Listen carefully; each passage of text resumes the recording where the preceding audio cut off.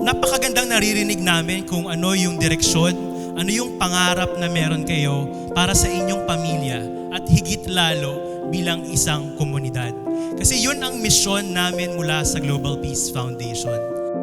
Itong All Lights Village na proyekto ng Global Peace Foundation ay hindi lang magbibigay ng ilaw sa ating mga daan, sa ating mga tahanan, kundi magbibigay kulay sa inyong mga buhay, sa inyong mga pangarap. Ito naman programa na ito, hindi lang ito basta yung ilaw, ha? So meron ditong ituturo sa inyo kung ano yung mga magaganda dapat natin gagawin para naman gumanda yung ating komunidad.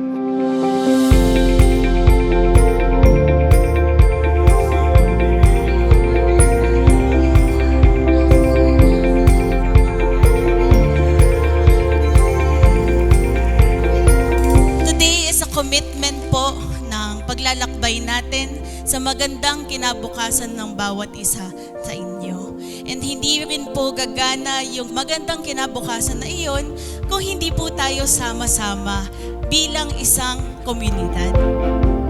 Tulong na rin hindi lang sa sarili kundi sa kanilang mga anak. Kapag maghahatid po sa umaga, kapag sa dilim, ngayon liwanag na, hindi lang pala pagtulong sa mga customers kundi yung mga borrowers din natin na mismong natutulungan natin sa pamamagitan nitong proyektong ito.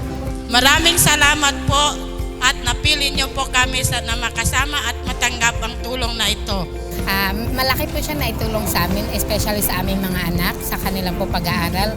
Kasi po kapag bumabagyo, wala po kaming ilaw. Kaya po itong solar lamp na to ay malaking tulong po para sa amin. Malaki po tulong ng solar, lalo na po sa aking mga anak po kapag may mga assignment po sila.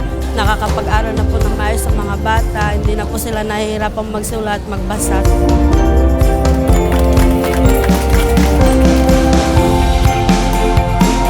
Ngayong araw na ito ang simula ng ating pagtutulungan para mapaunlad, mapagbuti at mapalakas ang inyong komunidad sa tulong ng ating mga partners at ng pamahalaang panglungsod ng Batangas City.